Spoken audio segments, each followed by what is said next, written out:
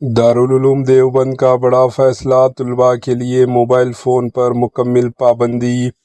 دارال علوم دیوبند نے طلباء یعنی اسٹوڈنٹس کے لیے اسمارٹ فون اور دیگر ملٹی میڈیا موبائل آلات کے استعمال پر مکمل پابندی عائد کر دی ہے۔ یہ فیصلہ ادارے میں نظم و ضبط برقرار رکھنے اور طلباء کی تعلیمی توجہ بڑھانے کے لیے کیا گیا۔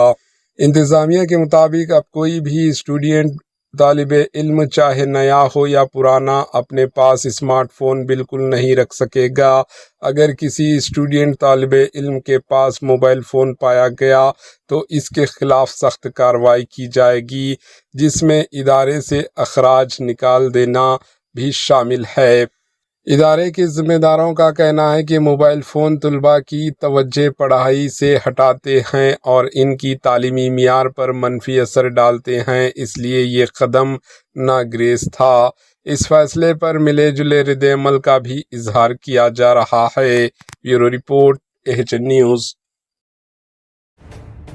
AHN نیوز کے YouTube چینل کو سبسکرائب کریں اور بیل آئیکن کو دبانا نہ بھولیں تاکہ آپ کو ہر نئی آنے والی ویڈیو کا نوٹیفیکیشن بر وقت مل سکے۔